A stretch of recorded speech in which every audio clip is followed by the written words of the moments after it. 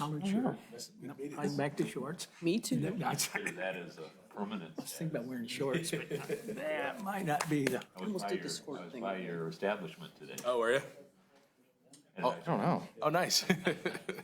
took forever to get through the line. Some people go there for a full lunch. At any time you want, Rich. That's something that we're fixing. I'll call the meeting, our special meeting of Tiffin City Council on June 28, 2021 to order. This evening, the invocation and pledge will be led by me. So I would ask all of you to please pray with me, please. Our Father, who art in heaven, Hallowed hallowed be be thy thy name. name. Thy kingdom come, thy will be done, on earth as it is in heaven. Give us this day our daily bread, and forgive us our trespasses, as we forgive those who trespass against us.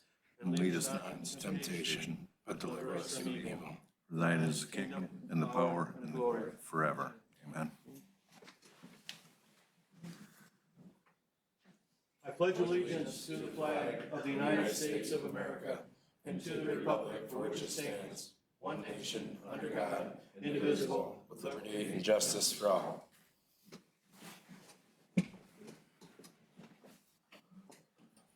I'll ask Clerk Ann Forrest to please call the roll. Councilman Gillig. Councilwoman Yanatuno. Here. Councilman Jones. Present. Councilman Leopard. Here. Councilman Perkins. Here. Councilman Perry. Here. Councilwoman Boyle. Here. Let the record show that 6 of the 7 members of the council were present. The purpose of this meeting tonight is in accordance with Charter Section 3.09B, which announces special meeting. The purpose is for consideration of the city's agreement with the Riverfront Development LLC and any other business that may come before the council. We'll strike the first part there. The section, I got on the wrong meeting notes, so if that makes any sense. Do we have any petitions? There are no petitions, Mr. Okay. President. There are no minutes? No. We're now under committee reports. Does anyone have a committee report this evening? No. Okay.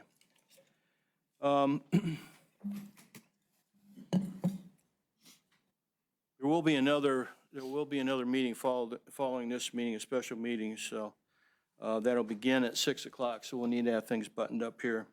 We're now under reports of the officers. His Honor Mayor Aaron D. Muntz. No report, Mr. President. I just want to state that it was an amazing weekend in Tiffin with all of the events. There were tons of activities. I talked to several of our downtown business owners. They said they had phenomenal weekends for sales, so lots more coming up just like that in Tiffin. So we appreciate everyone who stopped downtown this weekend and all of the events that occurred. Thank you. Let the record show that Councilman Gillig is here and all 7 members of council are present. Clerk of Council Ann Forrest. No report, Mr. President. Thank you. Director of Finance Kathy Kaufman is not here. Director of Law Brent T. Howard. Yes, thank you, Mr. President. For council, I want to review the information that was in your packet that came from me in preparation of today's meeting. I sent this also to you over the weekend. And what I included was a revised ordinance number 21-55, which is the subject matter of tonight's meeting, along with revisions to the second addendum of the real estate purchase agreement. The changes are consistent in both of those documents. The changes that I made are based on the discussions that you had with the developer and the public this past week at the last several meetings. In particular, I'll go through the changes so that we can just highlight why they were made, and we can talk about procedure if you were wanting to accept those. As I mentioned at a prior meeting, the charter provides that you have to have a 30 days after the passage of an ordinance that would sell real estate for it to become effective. So declaring an emergency is not an option for you. So the language in the title and declaring an emergency has a strike through to that. So that's not included in the revised substitute ordinance. And also that same point in Section 2, the reason for the emergency would not be relevant in the language that you typically see in an ordinance that goes into effect 30 days after passage and signing by the mayor is included, which is it will take effect and be in full force from the earliest date allowed by law. The other items of change are in Section 2 of the ordinance, and you did receive a red line version so that those should be highlighted so you could see what they are. The first portion, and I guess all of these changes deal with time and the information for a written loan commitment. As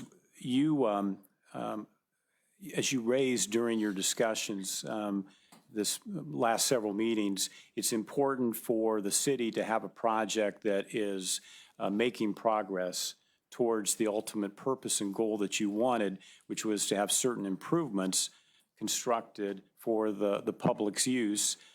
These would be private developments, but this is public property so that you have kind of a stake in the game at this point. And so the purpose of these of the purchase agreement was to have certain improvements constructed. And so having language that deals with the loan commitment from the lender of the developer is something that was discussed in some detail at these meetings. And I know it's important to City Council that you know timely that the progress is being made towards the construction of the improvements. So what I added to the original ordinance is some language that provides more detail for you.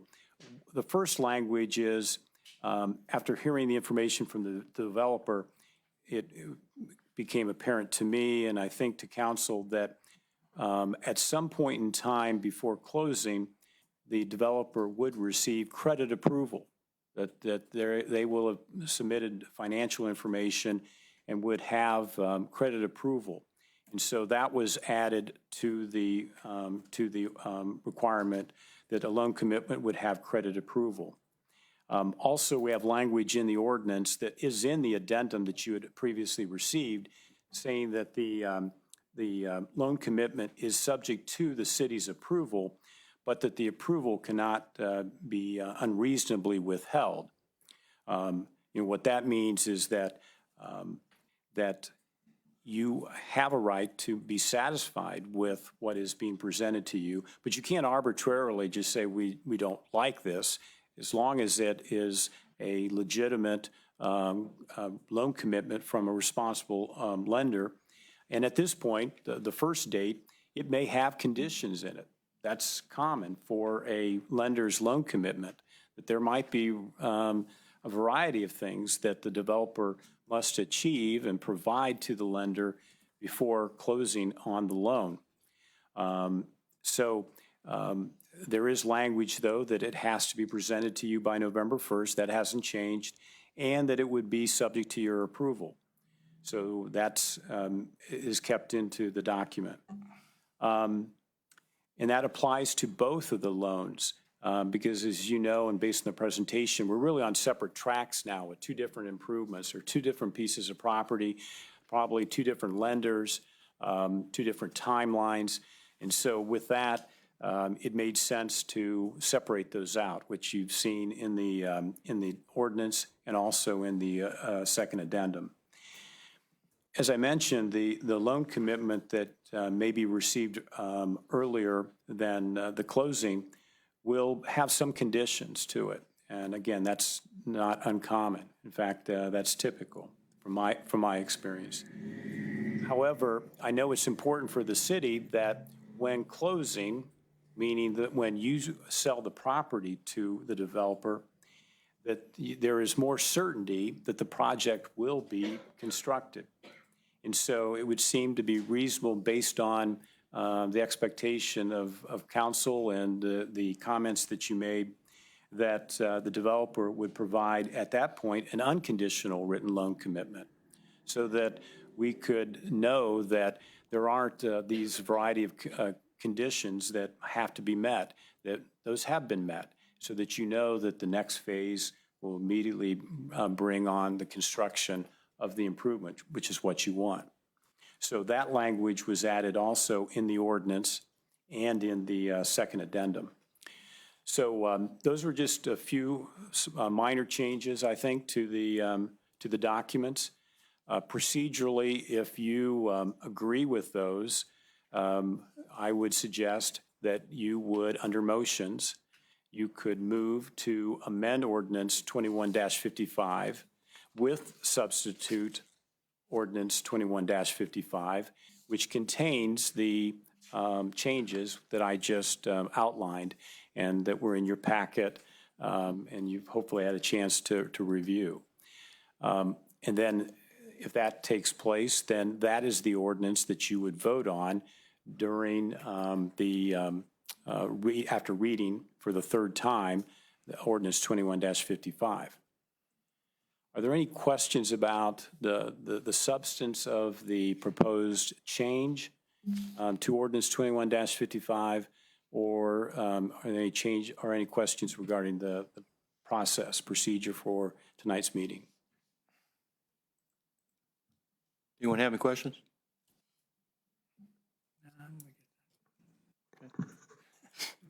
All right, for this portion of the meeting, those are my comments. Thanks a lot, Director. We're now under written communications. We have the email from the law director explaining the proposed changes to ordinance 21-55 that we just reviewed. Okay, thank you. We're now under oral communications. Anyone from the attending public that wishes to address City Council can do so by coming up to the podium, stating your name, signing in, and addressing your comments to the President of the Council. And please keep your comments to at least 5 minutes, no more. Mr. Burtis. Good afternoon. My name is Paul Burtis. I'm an attorney with Del Burtis Law here in Tiffin. And today I'm here before the council representing an alliance of concerned Tiffin business people. The members of the alliance share the following characteristics. They have ownership interests in downtown businesses. They own downtown properties. They have been active in planning for and developing Tiffin's downtown, and they have taken an active and important role in making the downtown redevelopment a reality. This alliance is asking that the City Council vote to deny the extension of the real estate purchase agreement with the Tiffin Riverfront development. Please understand that this alliance is not necessarily saying that the Riverfront development project should be rejected. Although this alliance certainly has concerns with that Riverfront project, which will be briefly touched on in the statement, this alliance believes that the expiration of the current agreement will actually create greater opportunity for City Council and for planning for Tiffin. To among other things, to more fully review the important practical concerns raised by downtown businesses such as this alliance, and also to open up this process of considering proposals and actually increase the prospects of successful development of Tiffin's downtown and its riverfront. Tiffin Riverfront development certainly could participate in a process even if this extension is not granted, but others, including the alliance that I represent, could also participate. And others like this alliance could bring to the table important knowledge of the long-range planning that has been formulated over many years with the hope that the development of the riverfront would not be done to the detriment of downtown. I will now note the practical concerns why this alliance of downtown business people and property owners would like the City Council to deny the extension. The concerns fall into 3 categories. Number 1, downtown parking. Number 2, real estate issues. Number 3, the careful and thoughtful consideration of the development of downtown Tiffin. First, and probably the most basic concern, is convenient and accessible parking. The reason that parking is mentioned as the first concern is that should lots 4 and 6 be developed, the downtown businesses will feel the impact of that loss of parking. Downtown stores and business owners are extremely cognizant of the need for customers to have convenient parking. For that reason, those stores and businesses almost always require that their employees not park in the closest spots available and use places like lots 4 and 6. Eliminating lots 4 and 6 and not having alternate lots in place would force dozens and dozens of people who park in those 2 lots into competition with other downtown spaces, creating a greater stress on the limited street parking and other city lots, particularly those with time restrictions for parking. If lots 4 and 6 are developed, there needs to be a feasible plan to create additional and convenient parking so that the business owners, their employees, and other downtown tenants aren't competing with downtown customers and patrons for limited parking. The alliance that I represent is acutely aware of downtown Tiffin real estate and the limited options for creating new parking and the costs of acquiring such real estate. They have serious concerns that satisfactory parking alternatives will be achieved in a cost-effective and timely manner given the development deadlines set forth in the Riverfront Purchase Agreement, even as extended. This alliance is by no means opposed to development in downtown Tiffin or the riverfront. On the contrary, this alliance is comprised of business people who have been instrumental in that redevelopment and repurposing of a number of properties. But this alliance is keenly aware that taking away needed parking for those established businesses and property owners without having feasible, convenient alternatives would jeopardize the downtown development that has been thoughtfully and realistically cultivated. The second category of concern focuses on real estate issues. This original real estate purchase agreement between the city and Tiffin Riverfront Development was entered into in 2018.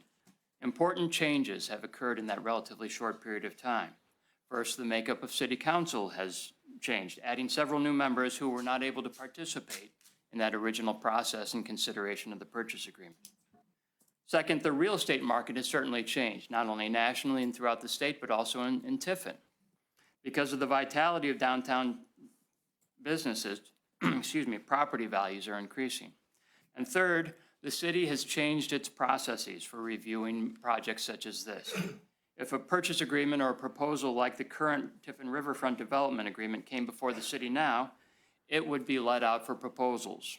This would allow for greater participation by, for example, members of the alliance that I represent. Further, such proposals could and should be considered in the context of the long-term planning that has been so carefully cultivated over the years. Denying the extension would certainly not prohibit Tiffin Riverfront Development from this process or proceeding with its project or some version thereof. But it would allow other groups who weren't permitted or didn't have that opportunity at the outset to have an opportunity to now submit their proposals that would be more reflective of the current real estate conditions and the current needs of Tiffin and the entire downtown area, including the riverfront. For example, I am at liberty to say, on behalf of the alliance, that they would seriously consider putting together a realistic and competitive bid for the downtown, for the lots 4 and 6. But they would do so mindful of the long-range plans and the existing downtown businesses that have already helped fuel Tiffin's vitality. Thus, this alliance sees denying the extension not as a termination of a project, but as an opportunity to permit a more open and transparent process that could generate ideas in keeping with the current market conditions and current plans. And third and finally, the group I represent is concerned about the careful and thoughtful development of downtown Tiffin that has taken place over the last 15 or so years. Many concerned and motivated Tiffin residents, including the alliance that I represent, have spent hundreds of hours working with Tiffin's public servants to develop thoughtful plans for downtown development. These plans include efforts to use and, when necessary, repurpose existing downtown buildings so that Tiffin does not experience what other towns and cities have suffered, namely development of other areas of a city to the detriment of the downtown so that the downtown has unused buildings or boarded up storefronts. Tiffin has carefully planned to avoid such a situation. That careful and thoughtful planning was done with the input and insight of private leaders who had and continue to have established presences and commitments to downtown Tiffin. Those leaders are well aware of Tiffin's Tiffin's needs and opportunities, and they know their customers and their patrons. And the commitment that they have shown and that you all have shown has paid off. The historic architecture and character of downtown Tiffin has been greatly enhanced by the facade enhancement program, the city beautification, and the completion of the Justice Center and the East Green Complex. Downtown Tiffin has become a magnet for restaurants and entertainment venues, as the mayor alluded to earlier. The Main Street program, which has won awards, is a positive influence on downtown, and many retail establishments have settled into downtown. And the Laird Arcade, which has been a pillar of that downtown revival, has full occupancy. Thus, there are genuine issues and reasons to respect the success achieved by that thoughtful and careful planning. And we could talk now about a long time about the magnitude of the proposed Tiffin Riverfront Development Project and how it seems to be, frankly, enormous relative to Tiffin's population. In fact, my clients believe it would be a remarkable project for a city twice the size of Tiffin. And with a project of that magnitude, the city should have thorough understanding of issues and about development and the projections for success, and also studies on similar projects and whether they've succeeded, and critically, how that project would also impact downtown. And City Council, we believe, has an obligation to always be asking hard questions of any such proposed project so that the residents of Tiffin need not be concerned that a project of this magnitude can realistically be completed and successfully promoted. City Council must also ask hard questions about a project like that, which has not been a part of the long-range planning, and how and if that could damage the important progress that's already been achieved. For these reasons, this group of concerned and involved downtown business and property owners believe that the City of Tiffin would best be served by not extending the current real estate purchase agreement. This would allow the city to first carefully and systematically address the parking needs for existing businesses. And once the parking questions have been addressed, and if the city determines that lots 4 and 6 can be developed, the city can open up its process and consider other development projects in an open and competitive process supported through due diligence of contemplated projects and in the context of the planning that's already been done for Tiffin. I appreciate your time and attention. Thank you. Thank you. Does anyone have any questions for Mr. Burtis? Councilman Jones? Thank you, Mr. President. Mr. Burtis, I appreciate your comments representing the Alliance. And you were talking about parking or lack of parking on lots 4 and 6. Lived in Tiffin all my life. I come across a bridge. I go towards Columbian High School. I cannot recall one time parking lot 4 and 6 was full, half full, et cetera. You talked about us new council people, maybe 4 of us, 5 of us.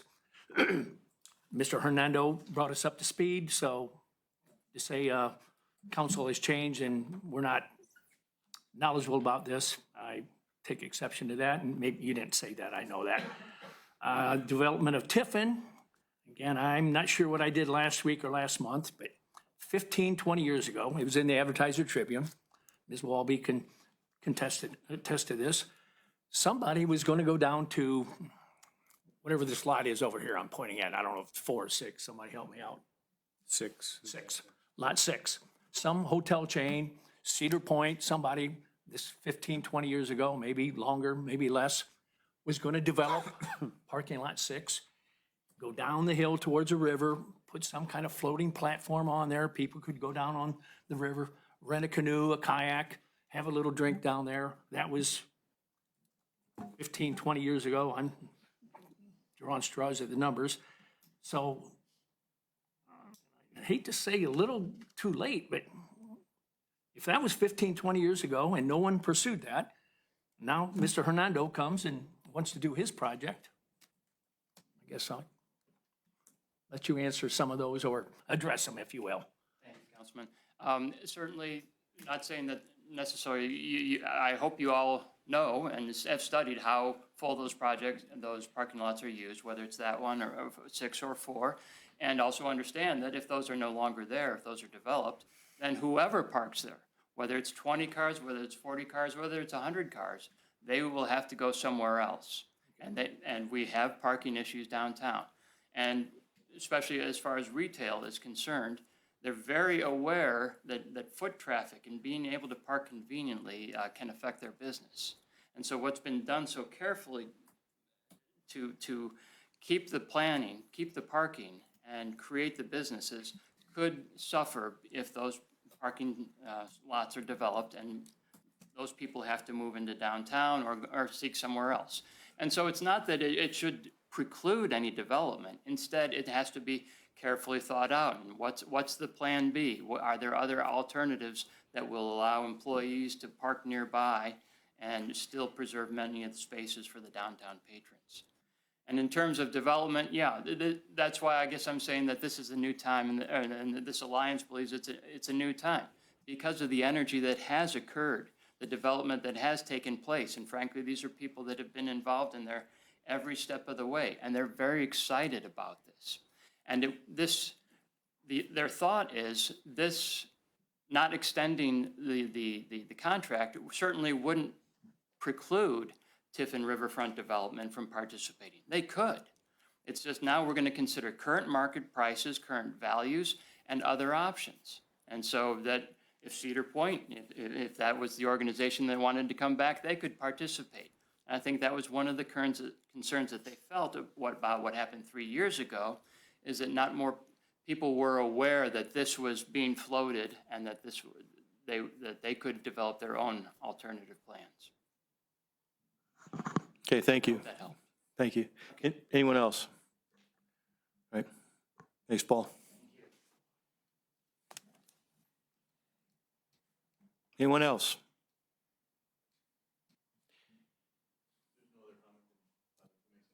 Go ahead. Thank you. Thank you again for making this early evening meeting for this to be heard and voted on today. I appreciate the council's efforts to make these several meetings happen for this particular situation. I want to start by making one comment that's significant to the gentleman's comments related to the timing of the project and this extension request.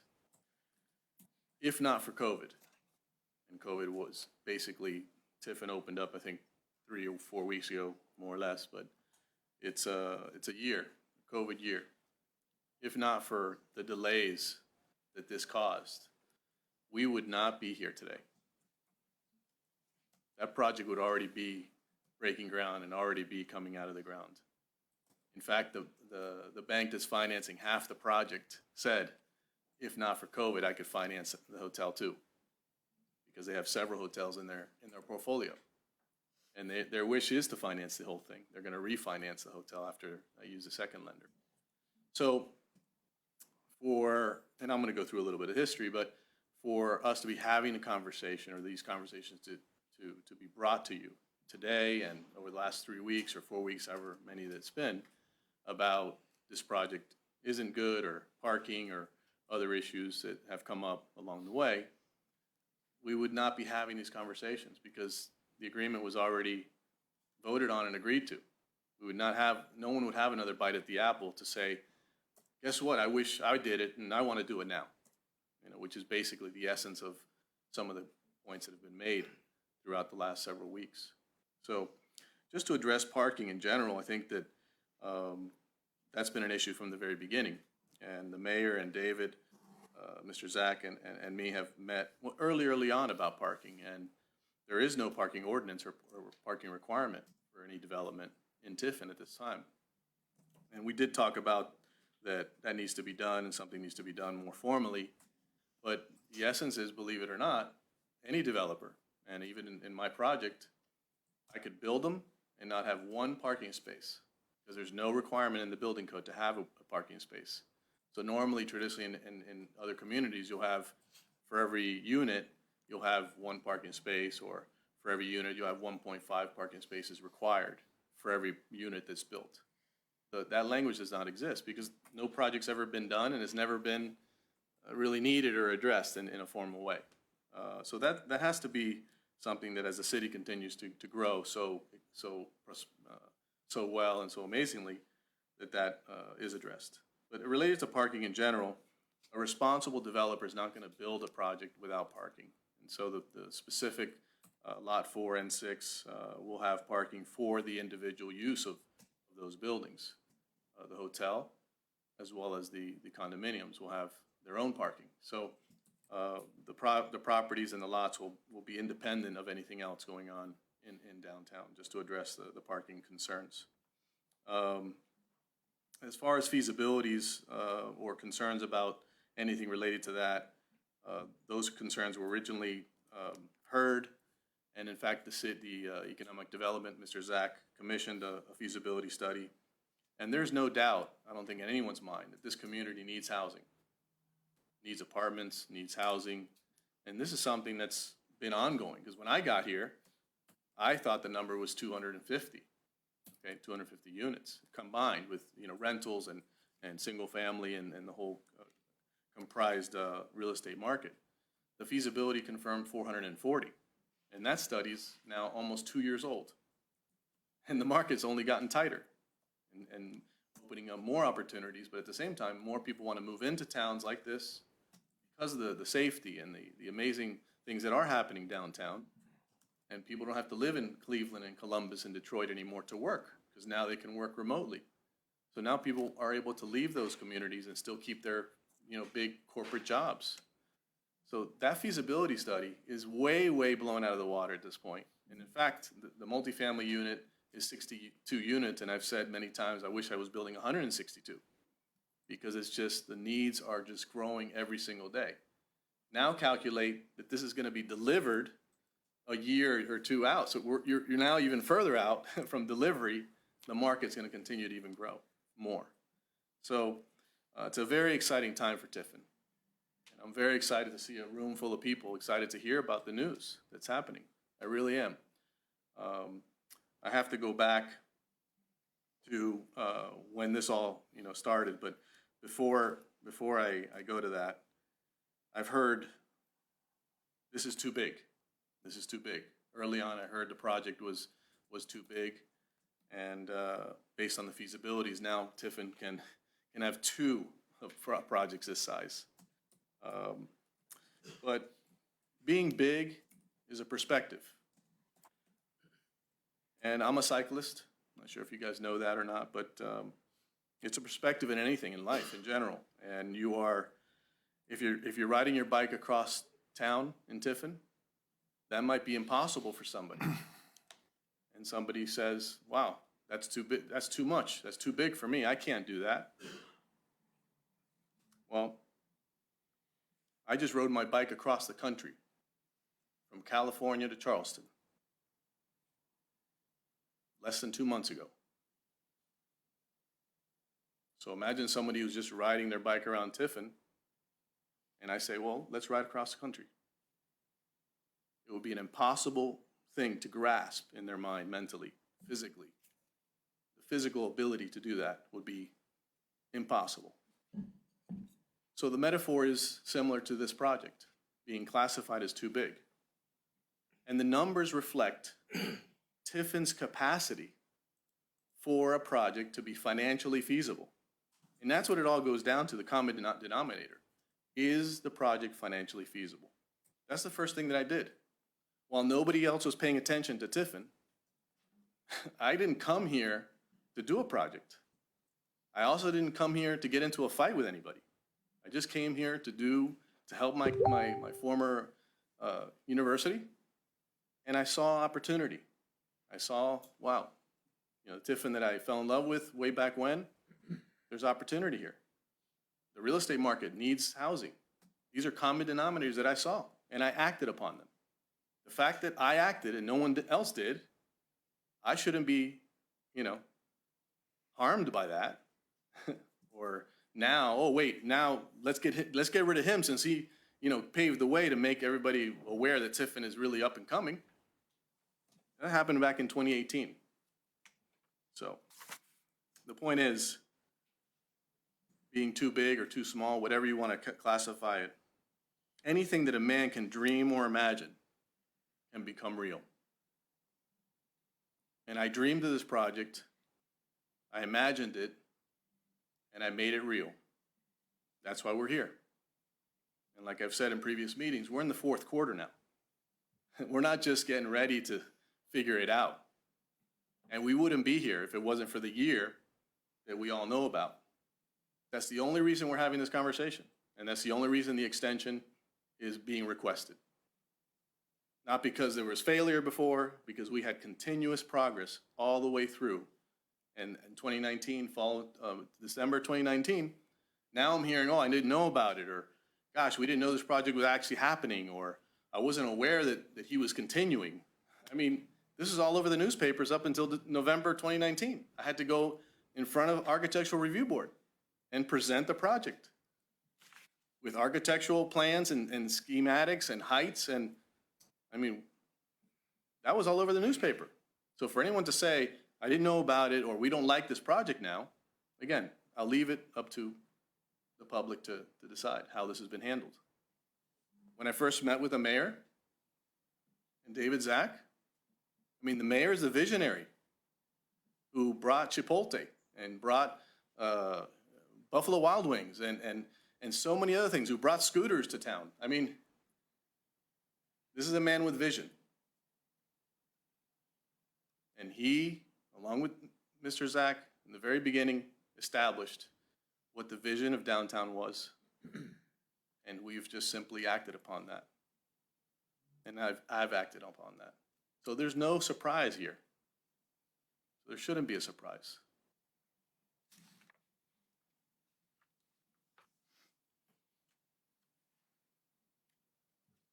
Imagine the first time the Wright brothers said, we're going to fly, or we're going to go to the moon, or hey, there's going to be electric cars that you can go as fast as a diesel car or a regular engine. I ask, why not a great project in Tiffin? We're in the same place. I asked that question 4 years ago. The commission, September 5th, 2014, established the council commissioned the downtown development plan in September 5th, 2014. That development plan was published in May of 2016. Again, the council had to vote, had to spend $150,000. That plan was completed in 2016, and it was made public to anyone, anywhere, to look at what the future of Tiffin was going to be. And in that specific plan, that's the only thing that I went from, hey, you should, I said to David, you need urbanization downtown to solidify those businesses so that between Monday and Thursday, they have business. Urbanization solidifies that, creates that environment. The weekend business is always going to be there, but the weekend business only pays the rent. Okay? The Monday through Thursday business is where the people who are working actually can make a living. If you don't have that midweek business, the lease will be a 1 year, 2 year, 3 year, and they're going to leave because they can't make ends meet. Urbanization solidifies the downtown. David said, let me email you something. And he sent me that downtown development plan. And in that plan from 2016, okay, it's now 2021. In that plan, very specifically, it shows Lot 4 and Lot 6. So I didn't come here and walk around town and see the lots. It was shown to me. And if anybody was interested in Tiffin, like I am, they would have seen it too. Those lots have been available, and they've been available to anyone to do what I'm doing or do something different for that matter. I acted upon it. I had the guts to act on it. And here I am 4 years later. So the first council meeting, I remember very, very distinctly, like it was right now, coming into this room. Mark Hayes came up to me and shook my hand with the warmest smile. I don't know if you know or remember Mark Hayes, but he was an amazing man. And it felt so good to see his enthusiasm, the fact that somebody wanted to do a project in Tiffin of this nature. And he said it to me personally. He's just like, I'm so excited you're here. I said, I'm excited to be here. Jim Roberts, stoic, kind of guy, just didn't say much, you know? Sat over here, okay? I remember these gentlemen who were here before you. And I go back to where we are today. But they voted 6-0 in favor of the agreement that we're talking about, okay, for this to move forward. And I mentioned early on, you know, the seeds that were planted. These seeds were planted back in 2014 when it started, when the council spent $150,000. Tiffin, how does Tiffin have $150,000? Imagine how difficult it would have been for the council at that time to get an expenditure of $150,000 to create a downtown development plan. It's such a sophisticated and such a huge, you know, investment in the future of this community that I'm sure people are like, we have so much more to spend on. No, this is the future of Tiffin. There must have been terrible fights to spend that money, but they stuck their ground. The conviction and the integrity was there, knowing the future of Tiffin. This is what we have to leave our legacy, and we have to think of Tiffin's strength in the future. And strength is in jobs. Strength is in opportunity. Strength is spend $150,000 so we can bring in $1 million of tax dollars through employment dollars, however you're gonna bring it, because Tiffin needs it. If not, we're gonna be bankrupt and things like that. I imagine were all the conversations, but we don't have the money. They scratched, they fought, but they did it. That's when the seeds were planted. You are just the custodians of those seeds now, and whether this continues to make sense or not. That's where you are 7 years from those days. And I'm here, continue to be committed after 4 years.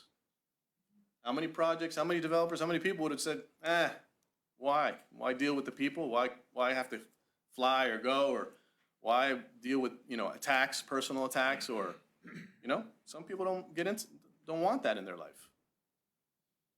But I'm still here, and I'm more enthusiastic today than I was in 2018 when I first shook Mr. Hayes' hand. And like I said, I'm willing to fail, but I'm not going to stop until I go all the way. And that's what the request is for. I'm not done. I need more time. And if you look at the year for COVID, I'm basically asking for a year of time with some deadlines, with coming back every 90 days and making sure you know that I'm still working very hard every day, like I've been working for 4 years up to this point to make this project work. And everything that's gone into this project is for the project to work. Defining work, defining that there's opportunity for people in town, opportunity for people from out of town to come into this community, opportunity to bring people into town that are going to go into the shops and downtown restaurants and downtown retailers. They're not going to all just be one block off Main Street. And if you ever travel yourself to even think that that's possible, I mean, nobody goes to any downtown and, you know what, I'm only staying on this street or in this location. I'm not going to move or walk over to the Empire or walk over to the Renaissance or go have a taco in the new taco place. I mean, these words don't make any sense to me anyways, in my opinion, okay? These projects were made to work financially. The numbers are very specifically used strategically and methodically based on the real estate market.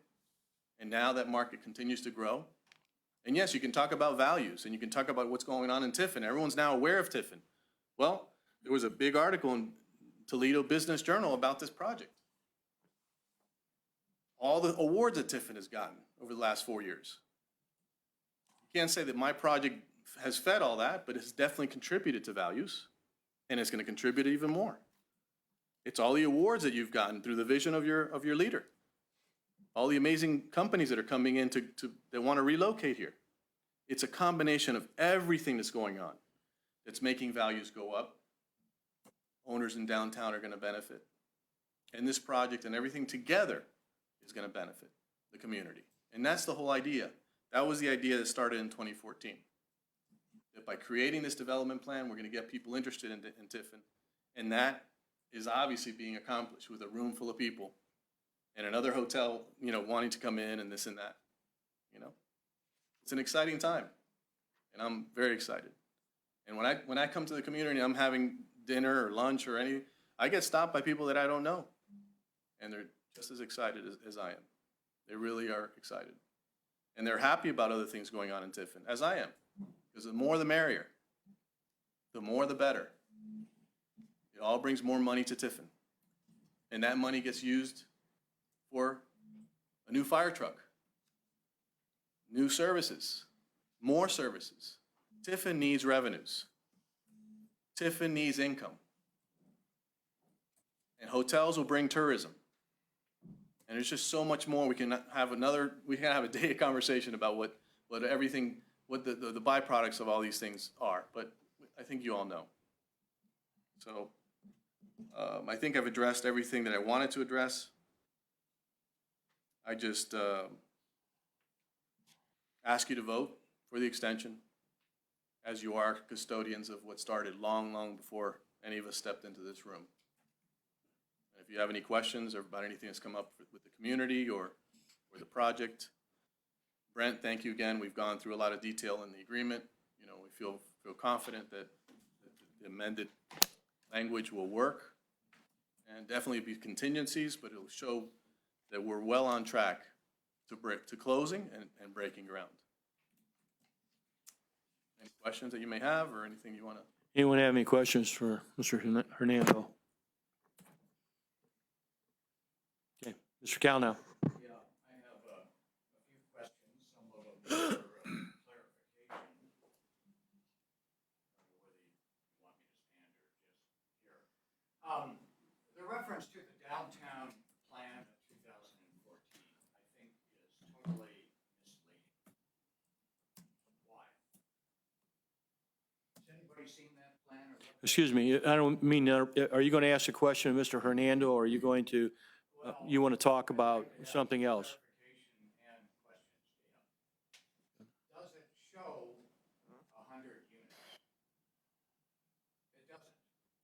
But please, please come forward if you think that specific plan and rendering is 100 units.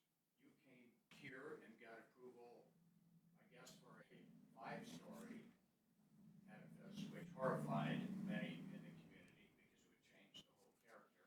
And then put everybody through a ringer of having to go to 9 stories. Otherwise, you weren't going to continue.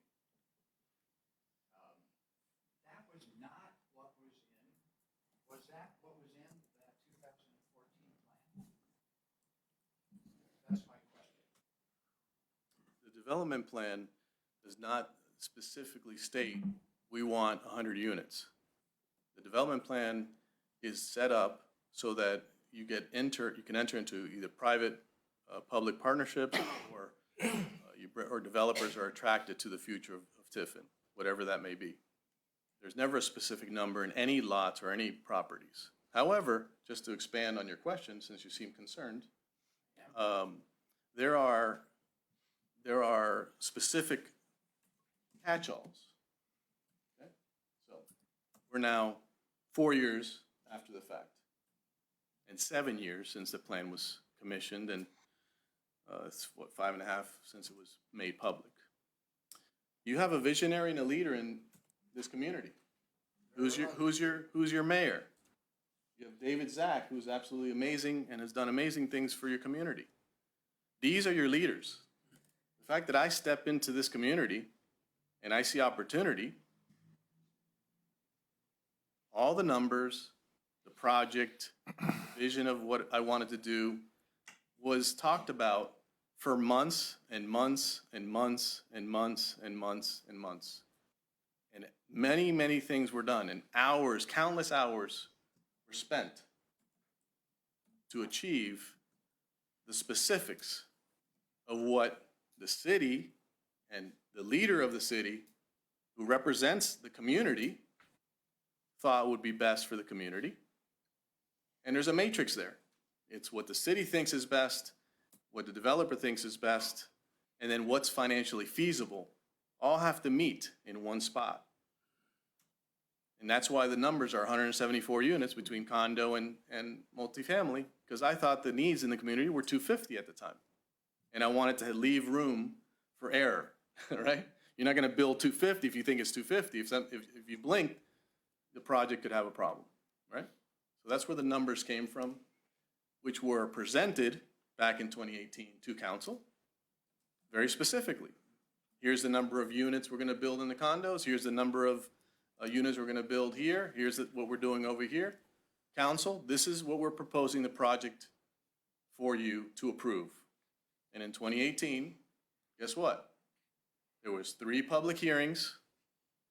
Everybody had a chance at that time to come and complain, attack, and say whatever they want to say, or not agree with 100 units, or whatever things that are being brought up now, okay?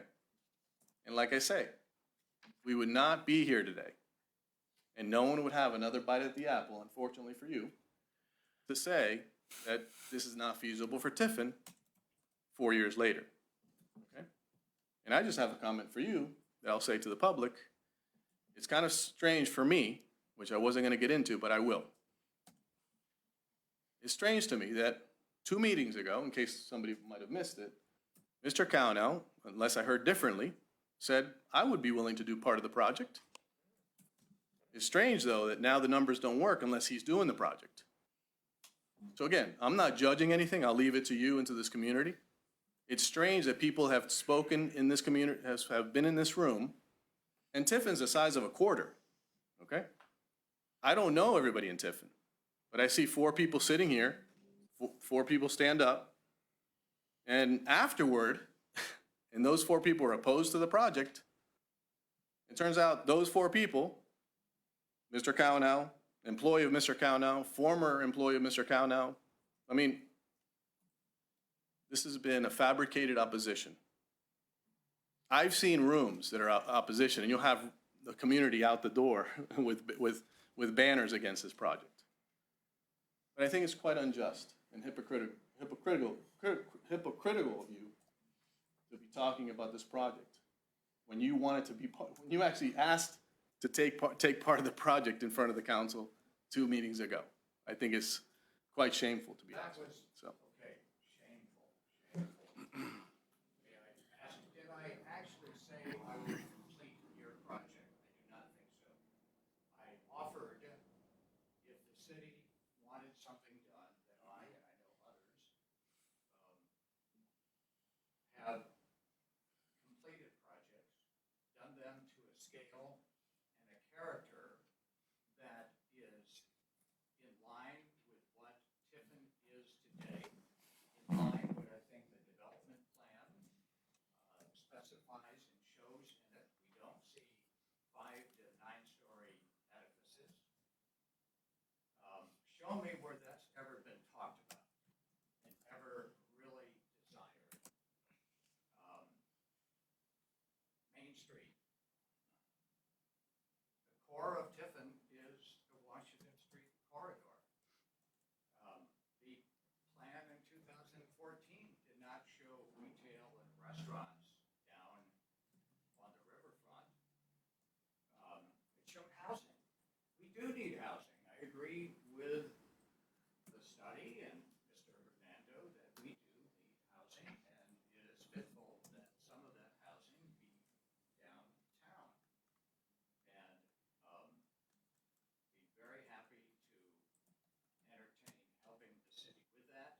It never was meant, maybe it was misinterpreted, that I would specifically help with his specific project, just to clarify.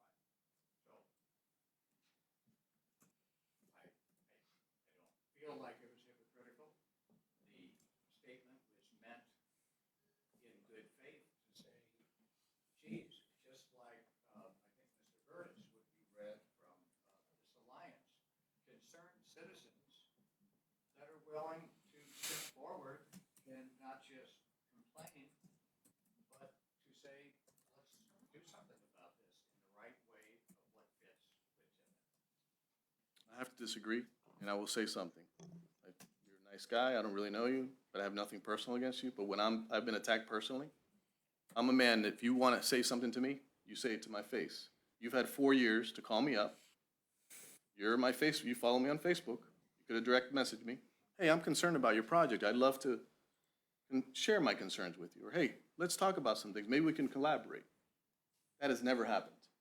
But yet you go around saying things about me since the beginning, writing emails to the community, okay, which are not appropriate, okay? But I'll address, what I'm going to address is your comments specifically. I'm not going to get into a debate here. This is not appropriate forum, but gladly we can certainly get into a debate anytime you want, personally. I'll address what I said earlier, which is the city has its protocols. I have followed those protocols to the letter, guided by Mr. Howard, guided by the council. The city has catch-alls. So any development that has to go through approvals has to follow those protocols. And the main protocol, because I think I heard a complaint or some concern about heights and other things. The approval process goes through Architectural Review Board. That's the police of what's going to be developed in any community. And specifically in Tiffin, they set up a review board to make sure they get final word and final vote on what can be built, whether it's 100 stories, 50 stories, or 2 stories. So again, these protocols have been followed to the letter. Approvals have been granted. There's been meetings and public forums and public opportunities for anybody to speak. And in November 2019, the Architectural Review Board approved the project with the number of units, the heights that were provided, the setbacks that were needed. Today is not the conversation to have to say, well, you know what, we don't think we like, 100 units, unfortunately. The project was approved following those protocols. Yes, you can make everybody happy. You as public officials, most of all, know that it's impossible. And sometimes you have to step up and go with what you believe, or at least in this case, like I've mentioned, you're custodians of the vote at this moment. It all started in 2014. There's not specifics. It's all developer-driven and vision-driven. And this vision didn't just pop up today. It didn't just come up yesterday. It didn't just come up, a month ago when we started having these meetings. The vision was set 4 years ago. And 4 years ago, council voted based on the numbers and the project that was designed and the envision and was dreamed up. And here we are. Unfortunately, because of COVID, we're here having these conversations again, taking up your valuable time, when a lot of this was already discussed, or should have been if people were paying attention, or really thought that I was for real and for serious about doing this. Obviously, they underestimated my conviction, and most importantly, my why, my belief in Tiffin, that a big project in some people's minds, I don't think it's big at all. I think it's just right. Wayne Gretzky always said, for his success, I skate to where the puck is going to be, okay? 4 years ago this project wasn't going to be built 4 years ago. This project was built, envisioned, dreamed, and calculated to where Tiffin was going to be. And guess what? It's exactly where I thought it would be. But you know what's so exciting? It's way beyond I ever imagined it would be at this moment. That's why I'm more excited than ever, because I know the project's going to be successful, and I know the other downtown hotel is going to be successful if they do it.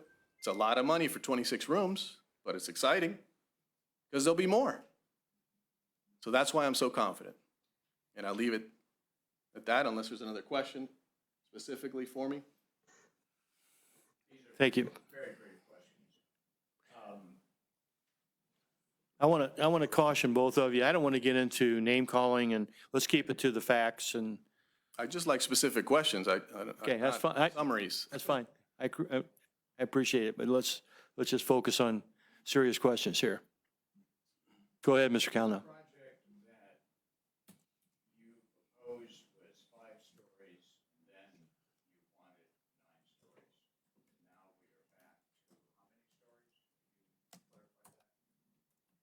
The issue about stories, and Mr. Cano is addressing the variance request. So again, for Architectural Review Board approval, you submit your zoning, your expectations of what you're building, your footprint, and the local, Matt Watson, has to deny it because it goes beyond his ability to basically approve on his own.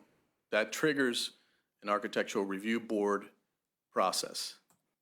In that process, when you're asking for variances, the traditional process is you're really kind of asking for the kitchen sink because you don't know what the city is going to negotiate you down from. So the fact that we received the approvals of, these super high, 100 feet or whatever, you have 110 feet just across the river, I believe. So you have already precedent for buildings as high as 100 feet on the river, okay? And that's simply what we've asked for. However, once you cross a certain number of feet, the buildings themselves cross into high-rise classification, which makes it even more expensive to build, okay? So we're gonna focus on maintaining low-rise, so we don't cross that threshold. We may if we have to, but we're looking at doing low-rise buildings so that we can keep costs down, commensurate to the situation in Tiffin, being able to afford, keep pricing. I know some people asked about pricing and so on, so hopefully that answers the question. Yeah, I guess it's unclear to me why you really went to the, ordinance of, for 9 stories. I heard the explanation, but it seemed like as an experienced developer, knowing about the extra cost of going higher, so I'm a little bit perplexed. Well, yes, I am an experienced developer.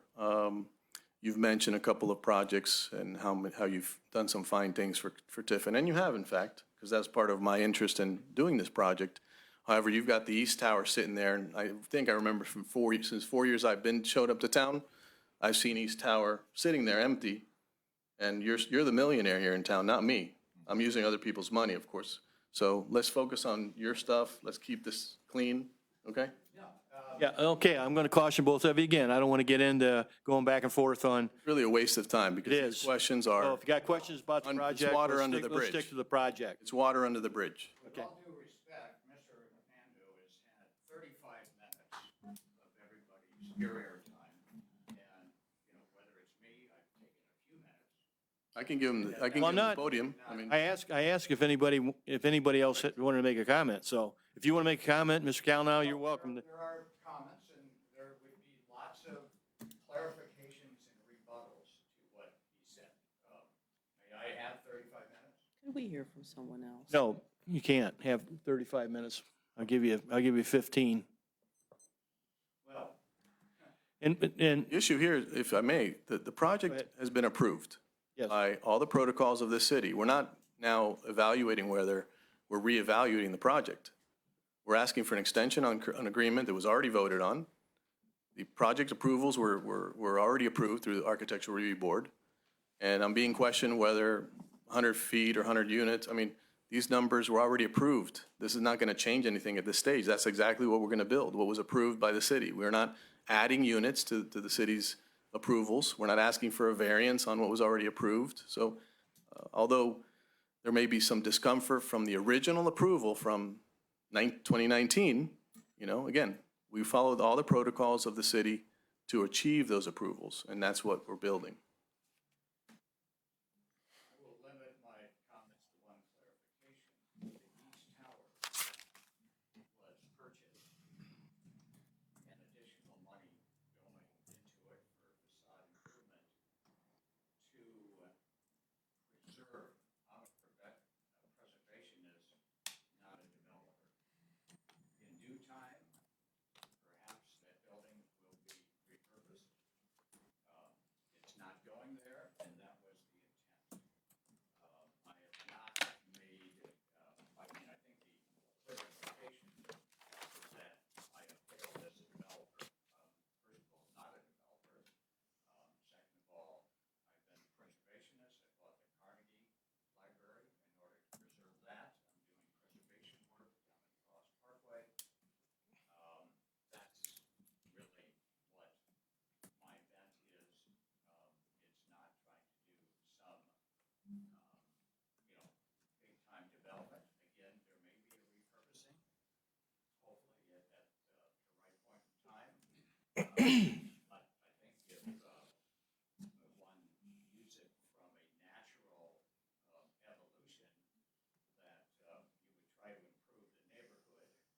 around the East Tower, particularly what was right across the street, and for the benefit of Tiffin and County and its citizens.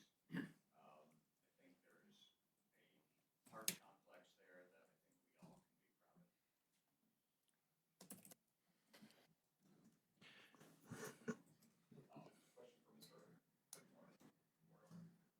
Could you state your name, please? Name is Josh Randell. I own two businesses here locally in town, and actually also I'm here kind of speaking for a few other business owners that had questions that were tied up. One of the questions and concerns are that could lead to, the development down here. What can you tell us about what happened with 131 or 131 South Washington Street and the development that you're looking to do in that building? 131 is a building downtown that I have an agreement to purchase, and that building is going to be used for the sales office for the condos. Prior to COVID, I had plans to do some things internally temporarily, and everything was shut down, obviously, like a lot of other things. So I wasn't going to spend money not knowing what's going on in the middle of the shutdowns. And I don't think anybody would. At least I wouldn't, and I didn't. But I still plan on refurbishing the building and using it. I'm bringing people downtown to walk the sales office, and they're going to walk by other people, hopefully your businesses or other people's businesses. Is there also a timeline for you to actually finish that piece, since that seems to be what would springboard you into some of the units that there's no drawings for or anything like that? No, but it's all part of the plan. I wouldn't have done it to begin with. I've been paying rent, I've been covering taxes, I've been doing it for a reason, just like Mr. Cano is covering his building. He's going to do it when it's time, when the right time comes. It's all part of his plan. So, depending on timing of every project, there's timelines that people are following for success. Okay, state your name, please. Yeah, I'm Sharon Boogie, and I was just wondering, Eduardo, you purchased that 191, is it? 131. And I appreciate you doing that, because before that it was horrible, but you still have not done anything to the windows. I understand you have not done, you have to have the offices on hold right now, but could you at least wash the windows? We came in and we cleaned up the building pretty good, as much as we could for the condition that it was in. But at this point, we are waiting to proceed forward. I have not been able to step back into town because of the shutdowns. So if you understand, Ohio was shut down and I couldn't come in. I wish that was that easy. I actually had to, I wish it was that easy. I had to bring my own laborers all the way from North Carolina to drive up here because there was not much labor to work in town, which I understand a lot of people have issues with labor in the community, unfortunately. But we'll be getting to all that.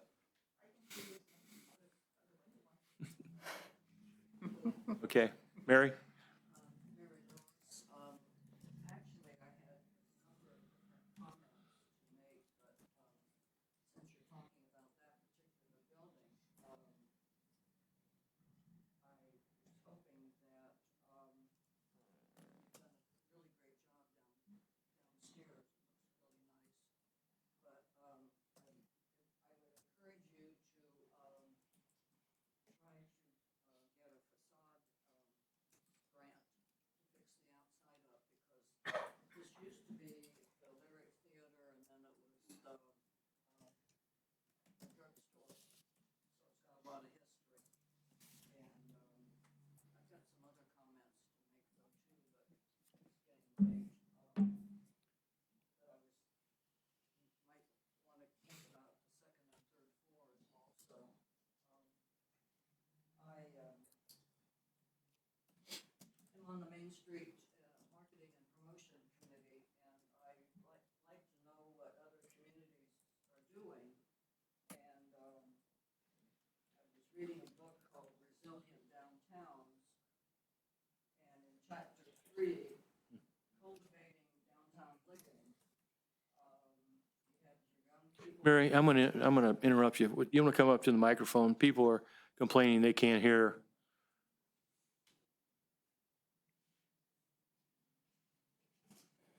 listening to this on So, broadcast nationally. This is going to go on so long. I'm on the Main Street Marketing and Promotion Committee, and I'm interested in what other communities do so that we possibly can benefit from some of the things that other communities are successful with. I read a book called Resilient Downtowns. It's about 20 small towns in the United States.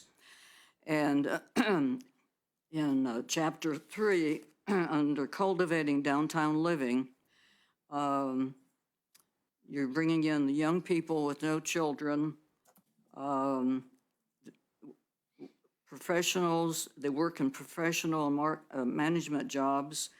They're 25 to 34 years old. You also have the empty nesters and the elderly. I don't think the elderly want to be climbing steps, but that's where the condominiums come in. I noted that Mansfield in 2001 hired Danter Company to study potential for downtown living. And I did call the Mansfield mayor Friday afternoon and left my telephone number and haven't heard anything back yet, but maybe Mayor Mons would be more successful in reaching him and finding out what did happen.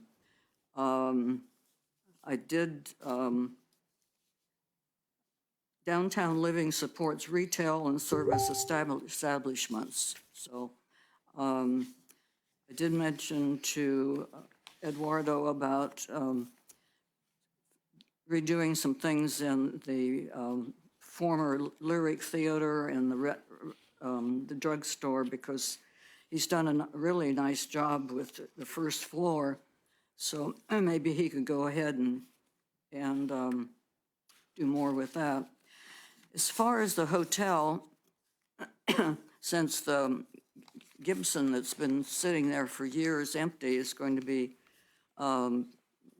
becoming a hotel again, it's hard really to say how many more rooms we need downtown, but I would suggest that we have something similar to the Shawn Hotel, because that had 92 rooms, and instead of having something that looks like a Kiwanis Manor or high-rise, have something that looks more like the Shawn Hotel when it was a hotel. I think the other comments I came across a development plan from 1965, and at that time, there was a proposed new motel with a restaurant overlooking the river, and it was going to be just off Perry Street, and that never came about. But I just think that we need to move slowly and do it right. Thank you. Thank you. Dave?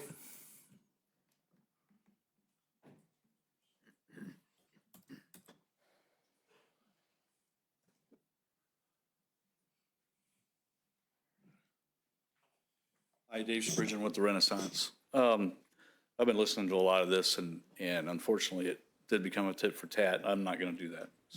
But I do want to tell you, I've got some really great friends in this room that have put their nose to the grindstone and opened up and committed themselves to Tiffin. I know a couple of councilmen that have their own businesses. We've got representation from, and I don't know their sides of this thing, but we have Reineke is here, and we've got Sharon from the Clover. We've got UIS. We've got Linda from Burns. We've got Soul Boutique. We've got the Empire. Obviously, Tyre owns the Laird, and I have the Renaissance. I'm not going to buy the business about the pandemic stopping something.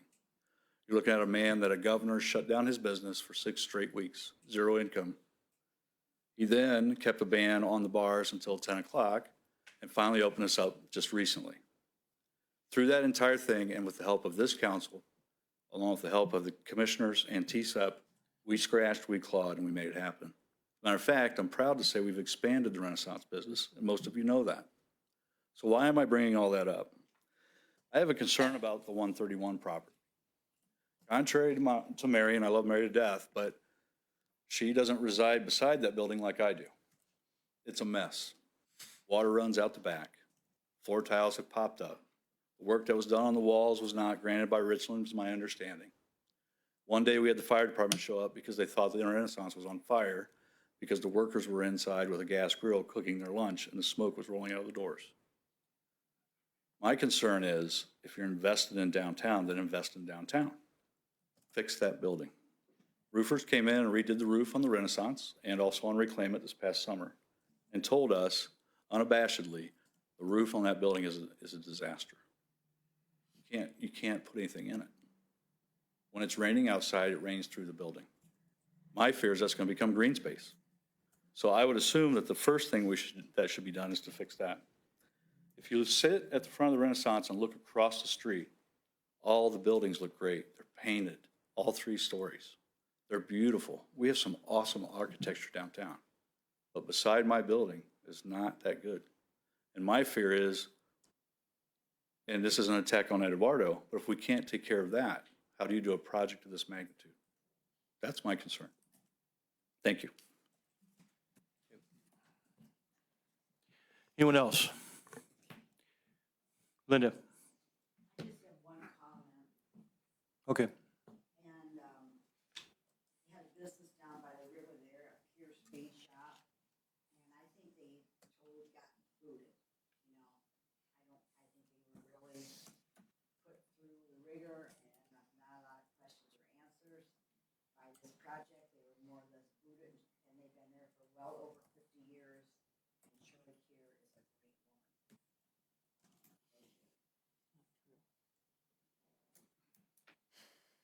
Let me address Ms. Kears, if I may. Yep. Just to answer your question, Ms. Kears and I are very good friends, turned into be good friends, and she's a very strong woman if you ever met her. Nobody's booting Ms. Kears from anywhere, okay? So Ms. Kears, it has nothing to do with the council extension that you're voting on. Is a private property. Just was a vision that I had to assemble, you know, the entire riverfront to make it even more beautiful and more of an amazing project. And so she willingly sold her property to Riverfront Development is to make it a combination of a project. So rest assured that she's okay. Before the meeting started today, I got an email from Jeff Wagner, who is he was here a couple of meetings ago. Weber. I'm sorry. Thank you for the correction. Jeff Weber, who represents Tiffin Boutique Hotel Group LLC. They're redeveloping the Gibson Hotel, which is now, I guess, going to be called the Edward Hotel. Anyway, he sent me a letter and asked that it be read at tonight's meeting and entered into the minutes. So I'm going to ask our clerk, Ann Forrest, to please read that and then enter it appropriately. Dear Mr. Fote and City Council members, please accept my apologies. A previous business commitment didn't allow me to attend the special meeting today. Thank you for reading my comments into the record. I think it's important for me to stress 3 things relative to the Riverfront project extension, which is about to be granted. 1, our project was conceived, at virtually the same time as the Riverfront project. We continued our plans knowing about the other project, but also knowing there were milestones which needed to be met by the other party. They were not met, and so we proceeded on the basis that the Riverfront project may not happen. During the pre-COVID and COVID period, we were able to develop a full set of building plans, including architectural, structural, mechanical, and electric, filed for and received historic tax credits, and conducted a feasibility study.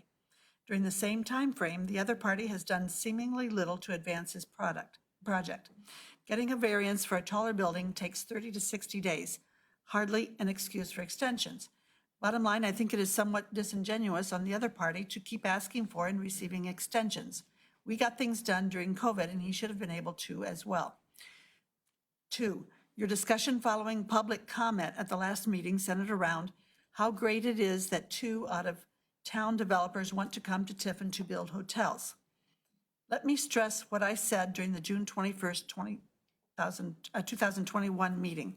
Downtown Tiffin cannot support 126 new hotel rooms. I fully understand our concept is different than the other one being considered, but the reality is we will compete, especially on rates. We need to get a rate which will allow us to run profitably, as will the Edward Hotel.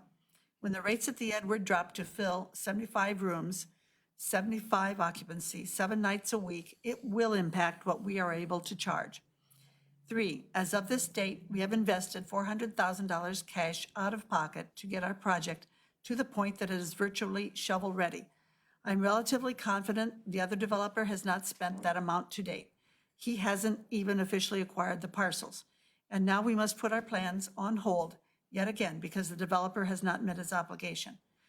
Let me ask this, why is he starting with the hotel portion of the project? Is it because he would need to have retail lease obligations in hand, along with a percentage of residential units under contract to obtain bank financing? Why is his housing component contingent on a hotel being built first? Has anyone asked? To be clear, I believe our project fills a need in Tiffin's historic downtown district. It restores 3 storefronts. It puts foot traffic downtown. It opens 2 additional retailers, and it's right-sized for the market. But we can and will abandon the investment we have made. I'm sorry to be blunt, but we have met our self-set deadlines, and we have waited for the other developer to meet his. Now we are faced with a second extension because he didn't. Furthermore, he waited until the deadline approached to even ask for the extension, causing City Council to suspend and speed its normal process, exerting additional pressure on you and us. I ask again that you put very specific and defined restrictions on the next deadline. Thank you for your continued consideration. Respectfully submitted, Jeffrey A. Weber, Managing Partner, Tiffin Boutique Hotel Group, LLC. Okay, I'll give Eduardo, I'll give you a chance to respond. We can make it as brief as Very possible. quickly, I will.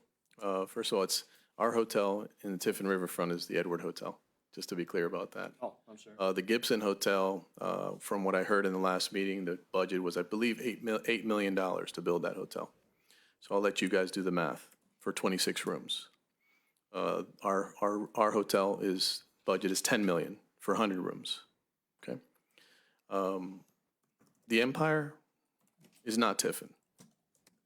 Gibson Hotel is not Tiffin. Tiffin, when you walk into the Madison restaurant, that's Tiffin, okay? In order to make an $8 million 26-room hotel feasible, the rates are going to be significant. Those are going to be for upper scale people, people coming in from out of town, alumni, whatever it is, $200 a night, $300 a night, compared to our rooms at $70 to $125 a night. Very distinct differences. There's no competition there. So for the comment to be made that 2 projects can't work, I don't believe it. I just wanted to address the budgets that are being thrown out and the numbers, whether it's relevant or not. One project can do its own thing and ours will do our thing. Thank you. Does anyone else want to make a comment? Okay. Okay, Mr. Calno. Because I am a potential backer of Gibson and have been kept abreast during this time, the $8 million number is and up to $8 million. I know for a fact that is not necessarily what the current plan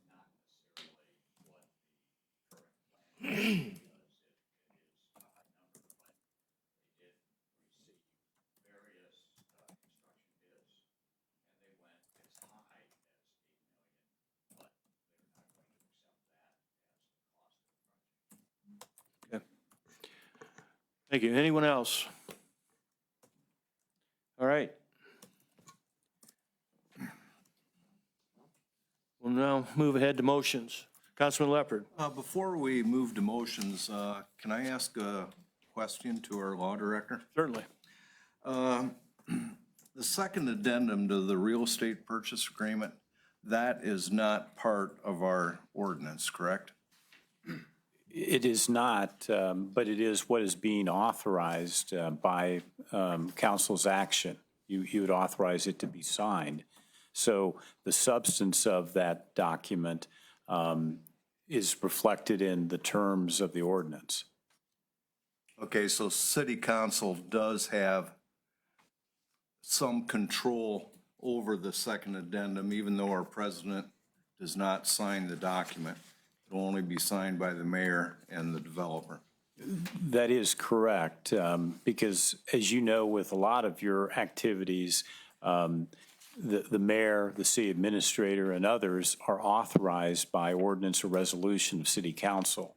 They're supposed to carry out the direction, the authority granted by an ordinance. That's what this document, this ordinance does.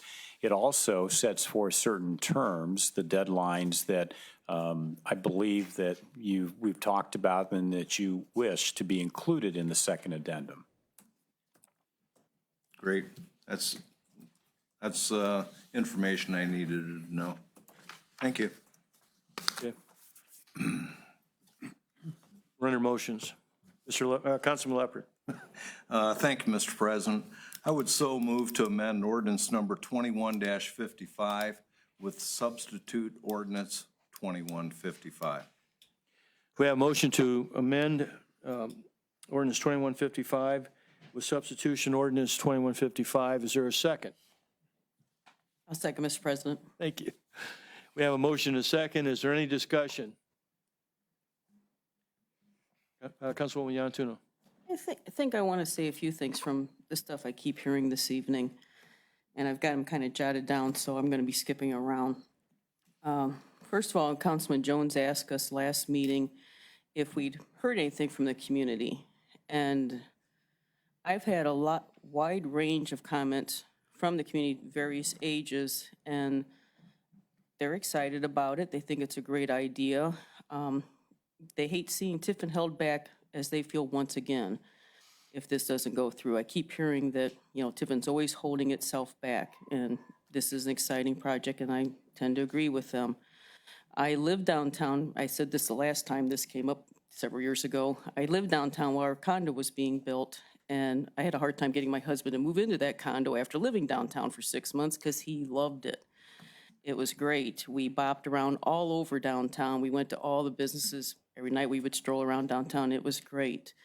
And so I can see where the condo living and the development of the motels and stuff would be a great thing for downtown. I know the businesses think it's going to hurt them in some way, which I'm not sure why, because if you have all these people visiting Tiffin, staying in Tiffin, right downtown, they're going to bop around and visit all these businesses, and which I would think would be great for business.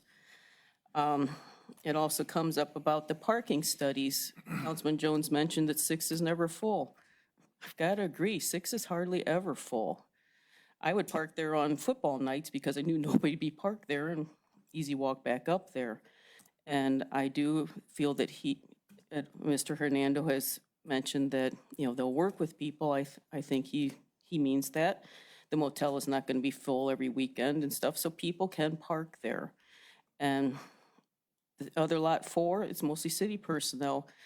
We did a parking study years ago, and everybody kept saying, if you talk to people, they think there's not enough parking in Tiffin. But if you go to that parking study, the parking study says we have all kinds of parking. It's just not convenient parking. And so 4 and 6 aren't convenient parking, so they're not really utilized anyways. And so as I keep hearing this, I just kind of wanted to talk about this a little bit. And then Mr. Weber's comment about a difference, and he's got his plans already and everything. It's much easier to have plans ready on a rebuild than it is on a new build, especially when you're dealing with underground possible parking, a river wall. It's going to be harder, and I can understand that. And so I just wanted to, some thoughts I had as I'm listening to comments this evening. Thank you. Thank you. Anyone else? Councilman Gillick. Thank you, Mr. President. Procedural question, are we discussing the ordinance, or are we just discussing entering into the amended ordinance? We're not discussing the ordinance. We're just discussing entering into it. So I gave her a little leeway. Sorry. It's okay. Anyone else? All right. I'll ask the clerk to call the vote, please. on a passage of the motion? Councilman Gillig. I'm sorry, this is, what are we voting on? The amendment? The amended 2155. Very good. Yes. Yanatuno? Yes. Jones? Yes. Leopard? Yes. Perkins? Yes. Carey? Yes. And Boyle. Yes. Motion passes 7-0. We are now under ordinances. I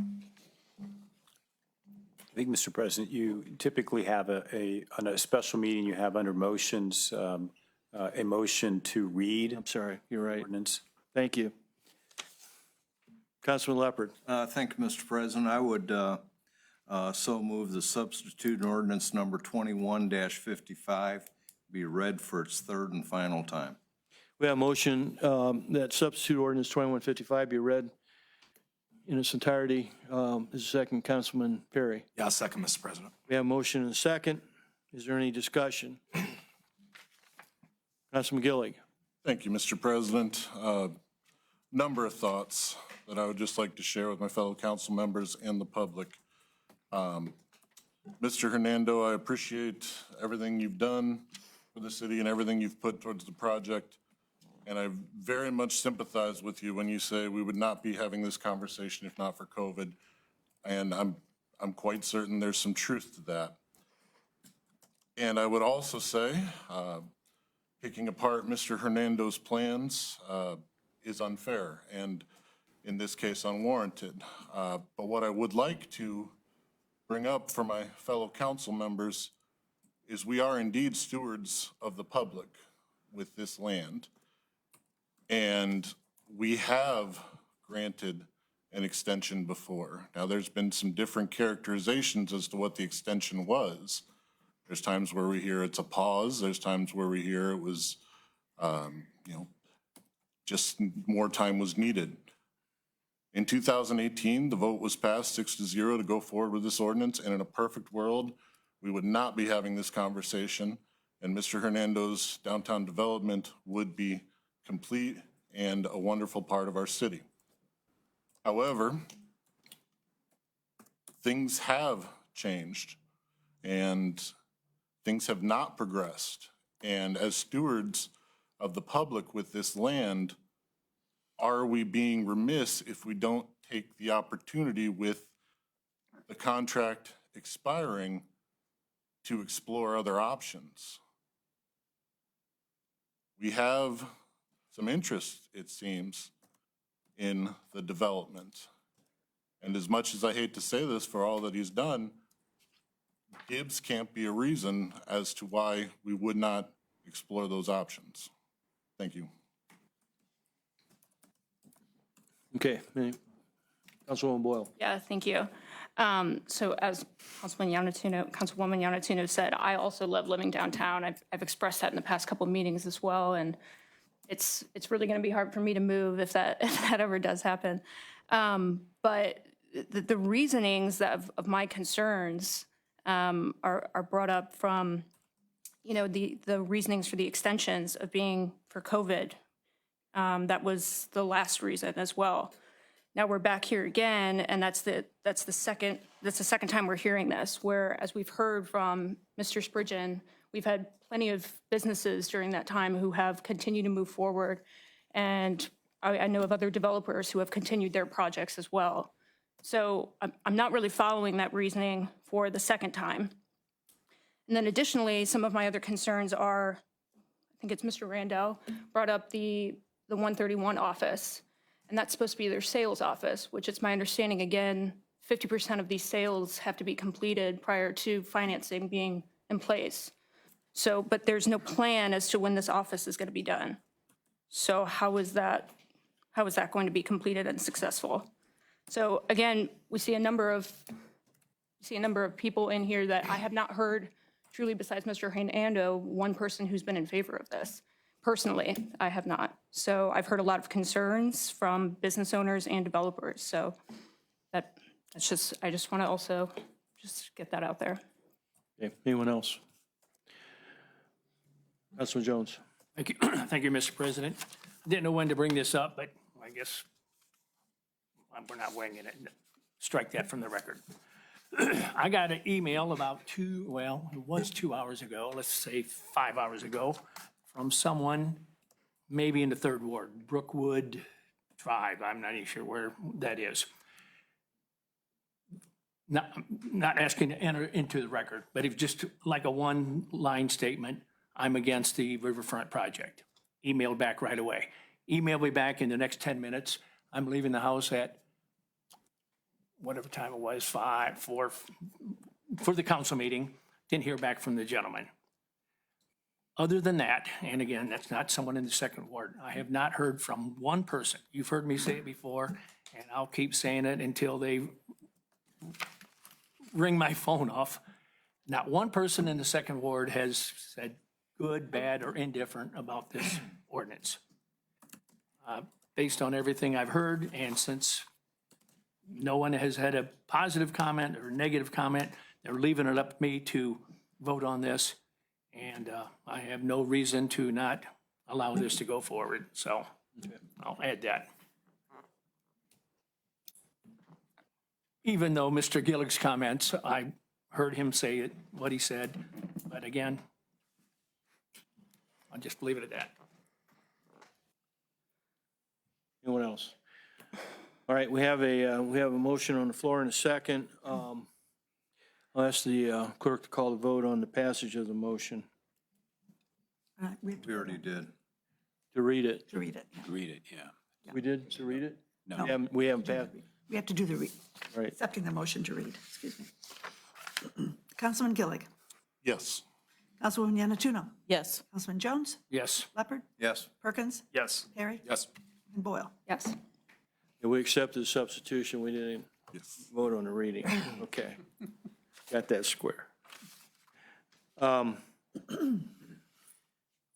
move on to ordinances. Substitute ordinance number 21-55, introduced by Steve Leopard. Ordinance approving a second addendum to a real estate purchase agreement with Tiffin Riverfront Development LLC to sell city real property under certain terms and conditions. This is the third reading. It's a first reading of substitute ordinance. Well, it's an amended ordinance. Third reading of amended ordinance, substitute ordinance 21-55. Councilman Leopard. Thank you, Mr. President. I would ask for passage of substitute ordinance number 21-55. We have a motion for passage of ordinance 21-50, substitute ordinance 21-55. Is there a second? Councilwoman Yanatuno. A second, Mr. President. Thank you. We have a motion and a second. Is there any discussion? Councilman Jones.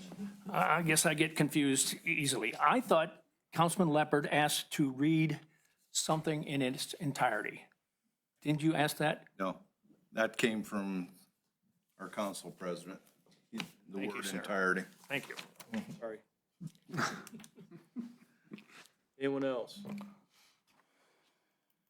Councilman Perry. Thank you, Mr. President. The mayor kind of said something a few meetings ago, said, vote with your conscience and stuff like that. And I pride myself in, really listening to myself, tuning out all the outside noise, I guess, and really vote with my heart, vote with my mind. Every time I vote, I always ask, is this good for Tiffin? Is this what I want for Tiffin?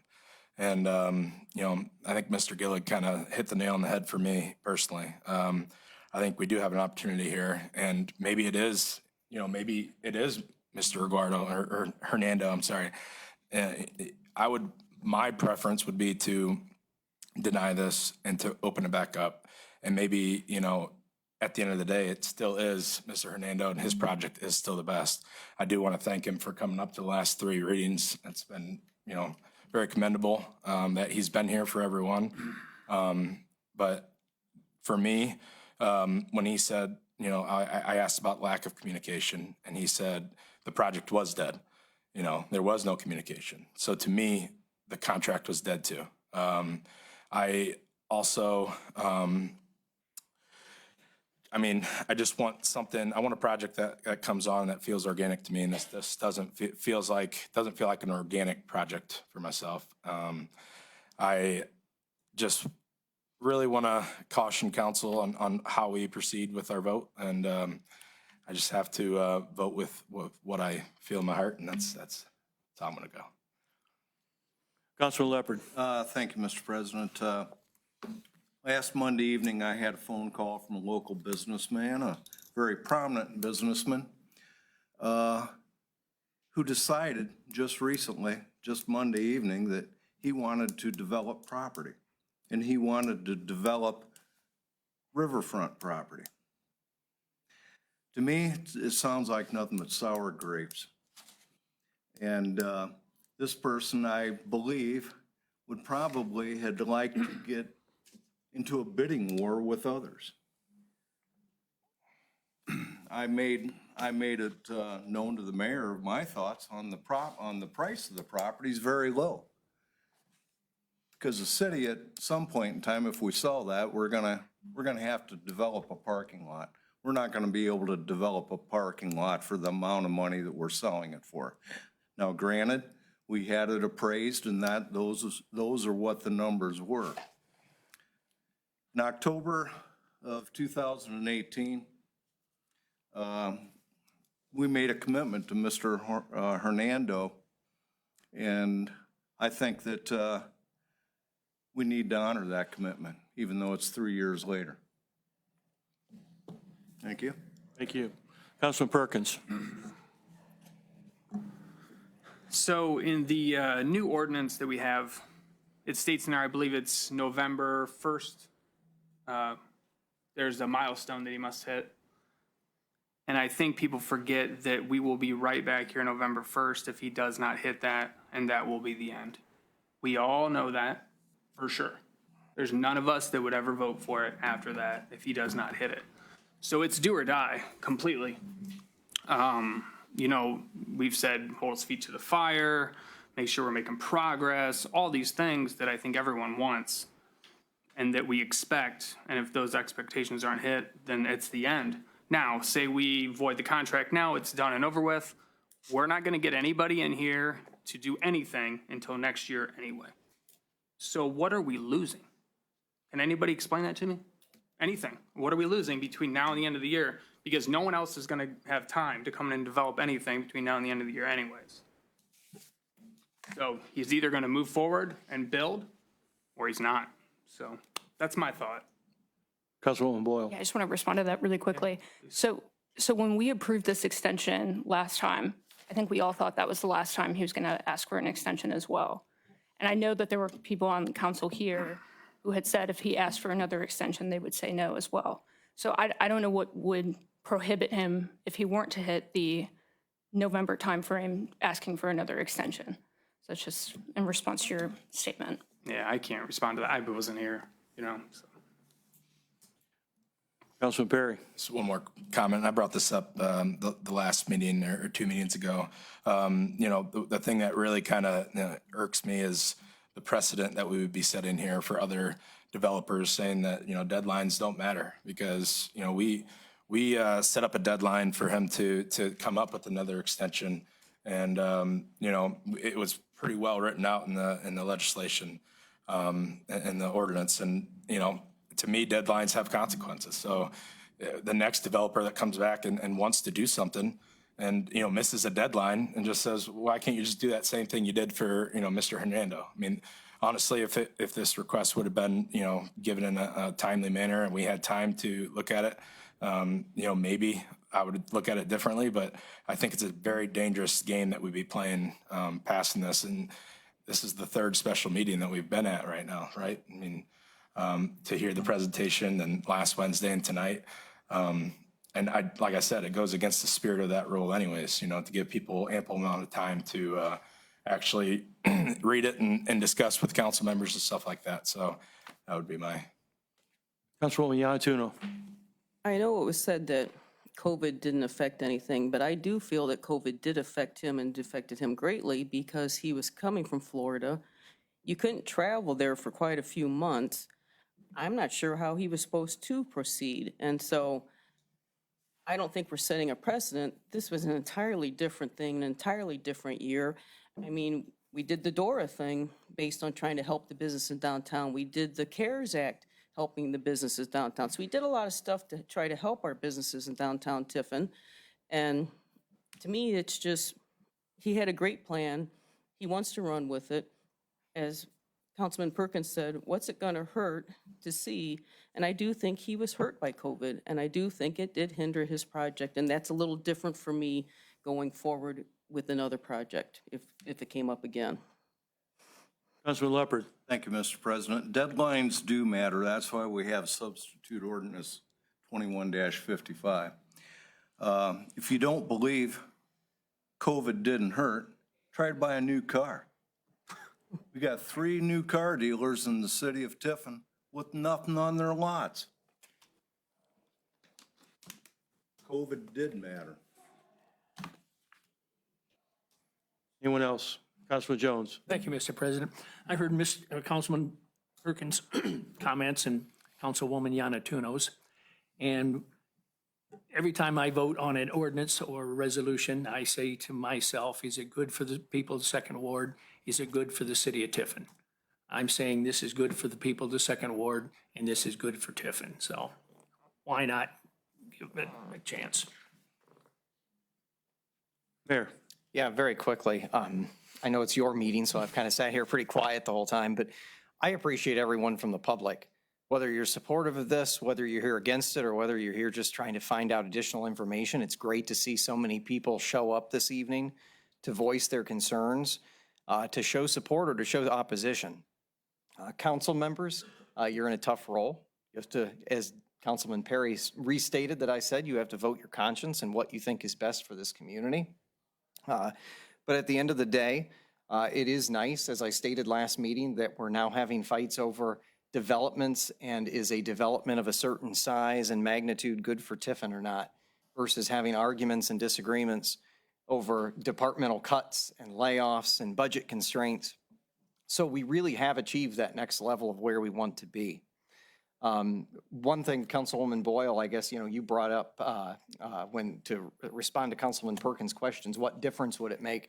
One thing that I'm saying on the record, and I know I said last meeting, is one thing that would be different this time is if there would ever be another extension after this proposed, one thing that's different this time is there's going to need 5 votes, because I will not support it and I would veto any other extension that was requested on this if it is approved tonight. Because the pandemic is certainly almost over. Things are getting back to normal. So if council does grant this extension this evening, you have my commitment that I will not support another one after this, unless we're in one of the plagues, a biblical plague, or the pandemic has reared its ugly head. I certainly will not support it again. So I know I said last meeting, Mr. Hernando, you really need to get to work and get this completed, because November 1st will be here before you know it. And while we can obviously take into account what happened last year, we certainly can't predict the future. But at this time, barring anything completely insane, I could not support another extension either, because I think we have had ample time, and now we're working off of the schedule that you did provide us that you think works in your plan. So please vote your conscience. And it's exciting to see that we're having so much public input and discussion over something like this. Thank you. Thank you. Okay, anyone else before we take the vote? Right? Councilman Gillig. No. Councilwoman Yanatuno. Yes. Councilman Jones. Yes. Councilman Leopard. Yes. Councilman Perkins. Yes. Councilman Perry. No. Councilwoman Boyle. No. Substitute ordinance 21-55 passes with a vote of 4-3.